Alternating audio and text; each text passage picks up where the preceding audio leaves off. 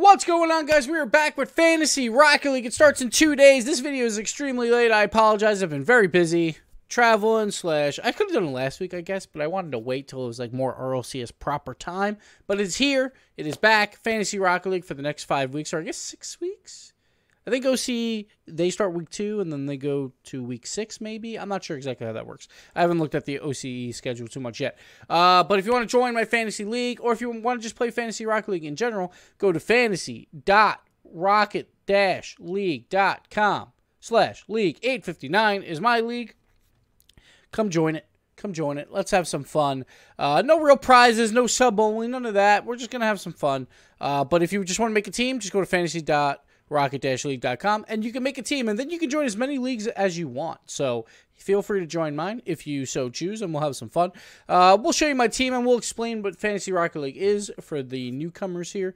If you've never played it, it's a lot of fun to enjoy the games in a different way. Like, if there are certain teams that you don't really care about, maybe even a certain region. Like, say you're like, hey, I really want to get into the South America region, but I don't really know who to root for or anything like that. Well, then you can pick up SAM players and then start rooting for those guys to do well, and maybe you'll begin to like them and all that. But first, let's go over my team. You know, we're having a little fun this year. Not really going too hard into this, but let's go over what is exactly going on here. First, you have a budget of $10,000, and every player has a cost.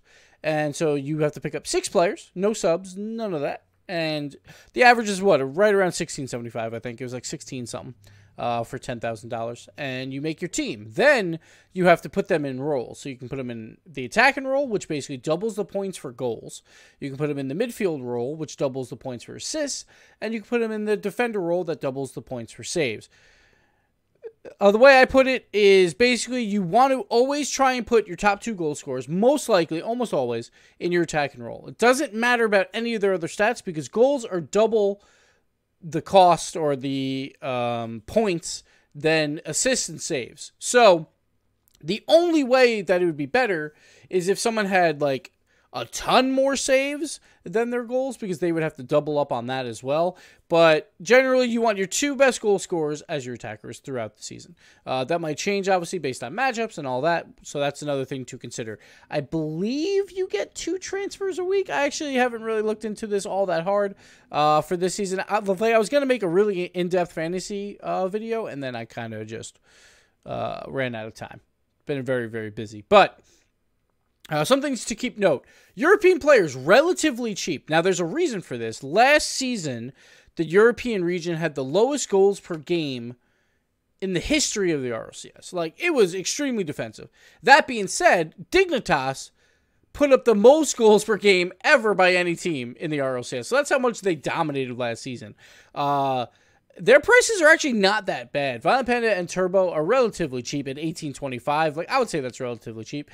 The reason being is because they set up K-Dop a lot last season, and K-Dop put up historic numbers, so he is very expensive at $2,000. But I don't think without K-Dop, Dignitas all of a sudden scores 1 goal per game less. Like, that's not going to happen. They'll probably put up at least like 2.5 goals instead of 2.9, but that's still relatively good numbers. So for a player like Yukio at $16.75, that's pretty good.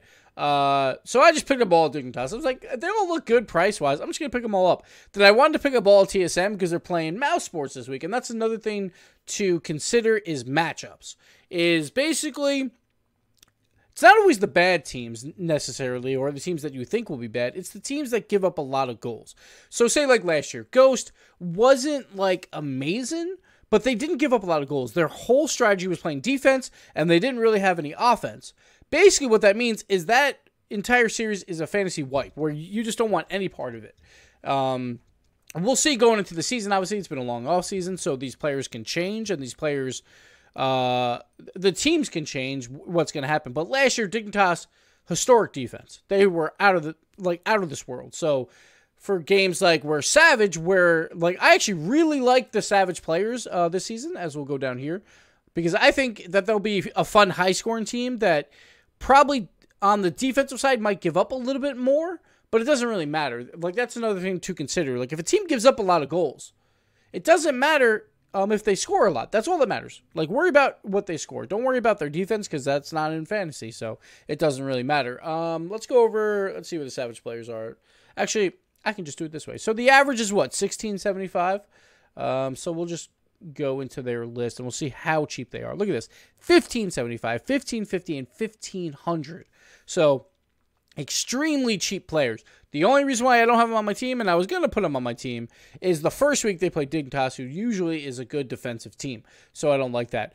Another thing to consider is if there are 2 games in a week for a team, their stats will probably normalize a bit, and they'll be more consistent, depending on who they play, obviously. But you basically take the average of both series and then make it your fantasy value for that day. When you only play 1 series a day, which every team plays 3 weeks where they only play 1 series a day, and then 2 weeks where they play 2 games a day. In those weeks, it's kind of like hit or miss at that point. Because if they have a really good series, then they can pop off and get an extreme fantasy value. But if they have a bad series, then it's a little bit more of a risky play, I would say. So just be careful of that. But in certain matchups, like personally, like I think Mouse Sports might have a hard time this year. If your team is only playing, or if a team is only playing Mouse Sports in that week, it might be a really good idea to pick up those players and put them in the attacking role, like I have here with Remco and Metsanoris. I couldn't pick up Ignite because he was $25 too much. I think it was like $25. So I just picked up Chicago. I can't even talk today. But that'll change throughout the season because I will just get some transfers and all that stuff.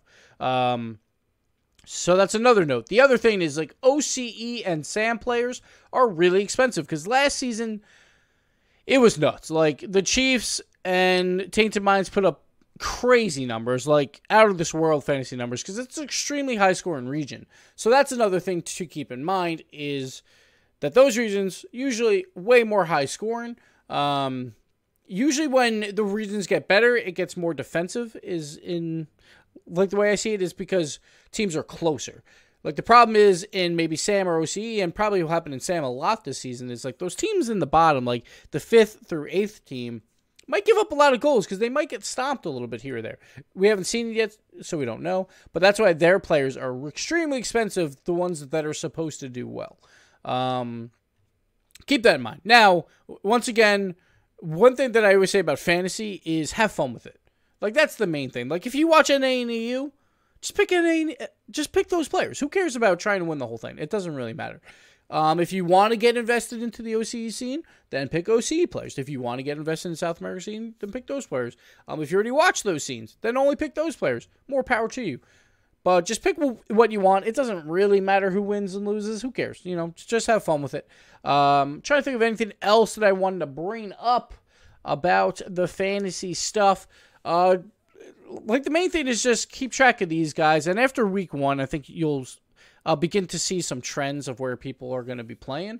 Like, say Yukio. Like, I think he's the 3rd man. I actually don't think he's going to get that many saves, like, across the season, because usually the 3rd man on Dignitas is up the field a lot, and then as they rotate back to defense, that 3rd man is there to waste time at first, and then Turbo or Violent Panda will probably make the save. So you have to kind of keep track of who makes the most saves here or there to put them in the defender role. But right now I have him in defender because I don't think he's going to be a great midfielder, so I have Chicago there. And because I wanted my 2 attackers to be on TSM, because I think that's going to be a high-scoring series versus Mouse. Now, again, long off season. Who knows? Could be completely wrong. Mouse could put up a huge defensive wall, not a lot of goals happen, and then I'm going to avoid those matchups later on throughout the season. So keep that in mind. But week 1 is where you want to start feeling out what you think players are that their roles are going to be.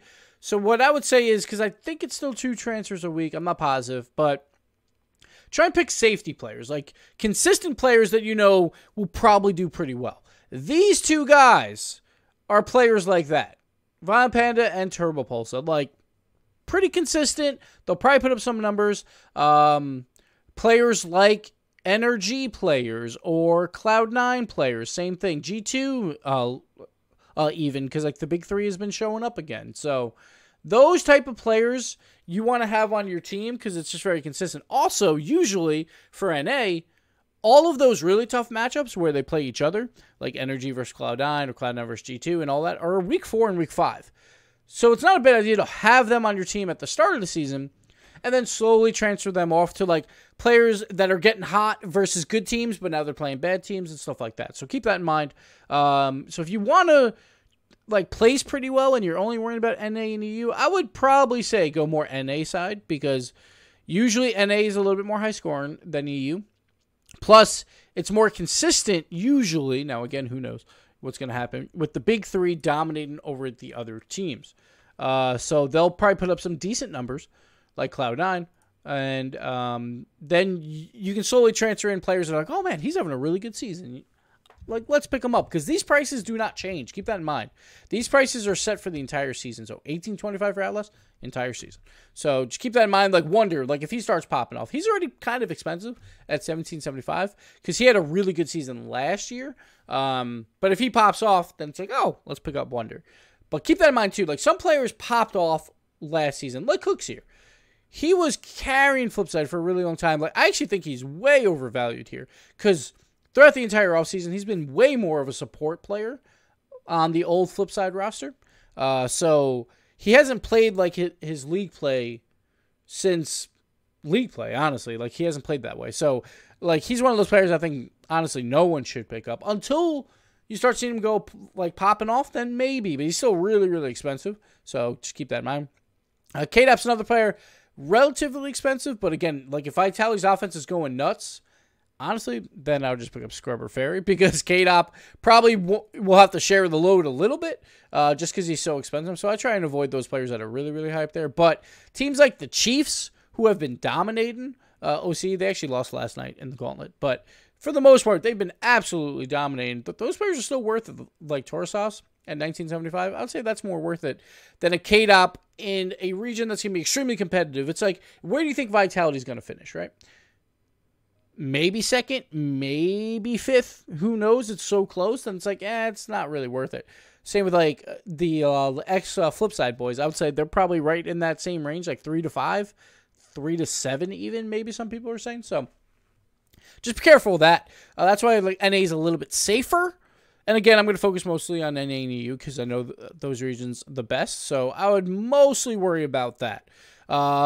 Players to avoid are probably players on like the teams that are having a bad offseason right now, like Rogue, like Mouse Sports, like Splice. Until you see results from them, I would not put them on your team. But again, you have transfers. So use those after week number 1. Now, don't put any OCE players on your team week number 1.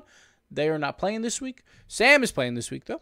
And OCE starts in week number 2. I think they might have that bonus week at the end where we can have unlimited transfers again. But I don't know. I'm not paying too close attention again to fantasy, but we still have a league, and we'll have some fun with it. Try and beat me in the league. And here's my team. And yeah, so my strategy, like last year I went all NA, and I actually wanted all EU this year just for fun. But then like there was no one in my price range that I liked that I could afford around the 1650 range. Because I think that's what I needed. Yeah, 1675 was the most I could put, but I already have Yukio. Can't put him on the team twice. And there was like no one else in this range for Europe, so I just picked up Chicago because I like Chicago. So we'll transfer him out maybe at some point and add a European player, or maybe we'll start picking up some NA. Who knows? Maybe I'll try and be a little bit more competitive. But for now, here's the team. The team name is Dignitas and other players and others. So these 3 never changing. They're staying on the team the whole time. I can only transfer these guys. That's my rule. So that's what we're going to do. And have a little fun. But yeah, come join the league. I will bring up the link again in case you missed it. And it'll be in the description below. Here we go. Dignitas and others. The Honey Nut Gibbos League. There you go. League 859. Fantasy.rocket-league.com. Come check it out. It's a lot of fun. And you can join as many leagues as you want. So come join my league and have some fun. And compare your stats with me and compare your stats with my community. Be a good time.